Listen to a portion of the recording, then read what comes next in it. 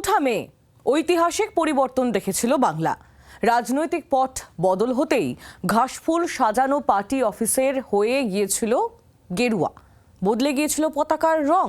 আর সেই সব হঠাৎ বা 4 ঘন্টার বিজেপি এখন মাথা ব্যথার কারণ হয়ে দাঁড়িয়েছে বিজেপির শীর্ষ নেতৃত্বের।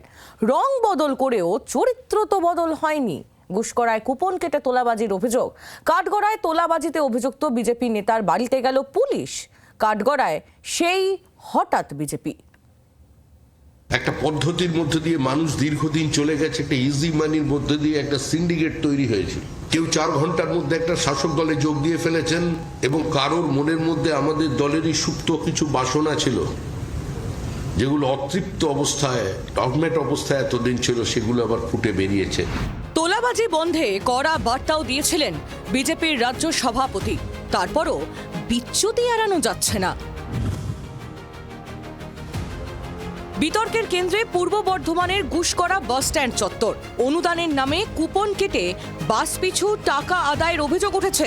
সেই কুপনের রং কিনা গেরুয়া। কুপন কেটে কারা তুলছে টাকা? খোঁজ নিয়ে জানা গেল ওই বাস স্ট্যান্ড চত্বরে ছিল তৃণমূল শ্রমিক সংগঠনের ইউনিয়ন অফিস। পালাবদলের পরই সেই পার্টি অফিসের নাম হয়েছে ভারতীয় মজদুর সংঘ। রং বদলে তারাই তুলছে টাকা। ইউনিয়ন নিচে 30 টাকা।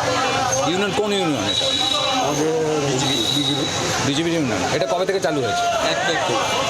ওটা যেটা করা হচ্ছে ওখানে টাইম কিপিং করার জন্য এবং সঠিকভাবে যেন বাস চলাচল নিয়ন্ত্রিত করতে পারে, তার জন্য ওদের যে পারিশ্রমিকটা, সেই পারিশ্রমিকের জন্য ওরা ওই চাঁদাটা তুলছে। কিন্তু বিএমএসের নামে নয়, বিএমএসেরই লোক, ওরা বিস্তারের কাজটা করছে।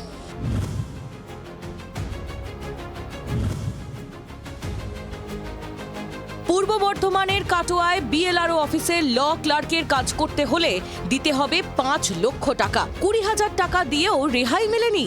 ল ক্লার্ক সুজন ঘোষকে বেধড়ক মারধরের অভিযোগ। সিসিটিভিতে ধরা পড়েছে সেই ছবি। কাটোয়া থানায় অভিযোগ দায়ের হলো 4 বিজেপি নেতার বিরুদ্ধে। বলা হয় যে কাটোয়া 1 নম্বর বিএলআর অফিসে কাজ করতে গেলে আপনাকে 5 লাখ টাকা তোলা দিতে হবে, তবে আপনি কাজ করতে পারবেন। আমি সেই তোলা দিতে অস্বীকার করি। পরবর্তীকালে বিভিন্ন চাপে আমি 20,000 টাকা দিই এবং বাদবাকি টাকা দিইনি বলে আমার উপর গতকাল রাতে এই বিশ্বজিৎ অধিকারী, অতনু সাহা এবং ধীরাজ দাসের নেতৃত্বে আমার উপর আক্রমণ করে।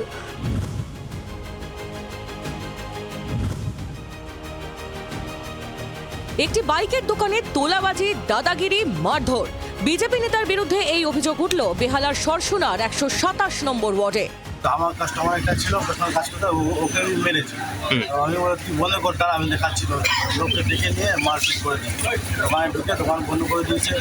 এই সব সুযোগ সন্ধানী নেতাদের বিরুদ্ধে পদক্ষেপ করতে হেল্পলাইন নম্বরে ফোন করার বার্তা দিয়েছেন পুরমন্ত্রী। 4টে হেল্পলাইন নাম্বার মাননীয় মুখ্যমন্ত্রী এনেছেন। যে করবে, সে পার্টির লোক হোক, পার্টির বাইরের লোক হোক, কোনো পার্টির না হোক, কিন্তু কেউ তোলাবাজি করছে, কেউ ইলিগাল টোল ট্যাক্স চালাচ্ছে, সঙ্গে সঙ্গে হেল্পলাইন নাম্বারে ফোন করে দেবেন। বিজেপি একটা কাটোয়া সারা বাংলা জুড়েই তৃণমূল কংগ্রেসের লোকেদের সেটিং করার লোক দেখিয়ে টাকা নিচ্ছে। 1টা জায়গায় নয়, 100 জায়গায় হচ্ছে। এর বলার কি আছে? তৃণমূল জমানায় তোলাবাজি শিল্পের পর্যায়ে পৌঁছে গিয়েছিল। ক্ষমতায় এসেই তার বিরুদ্ধে জিরো টলারেন্স নীতি নিয়ে চলছে শুভেন্দু অধিকারীর সরকার। ইতিমধ্যেই 300 জন কর্মীকে শোকজ, 24 জনকে সাসপেন্ডও করা হয়েছে। বাকি অভিযুক্তদেরও সহজে রেহাই মিলবে কি? ব্যুরো রিপোর্ট, জি 24 ঘন্টা। বাংলার আওয়াজ, বাঙালির আবেগ, জি 24 ঘন্টা।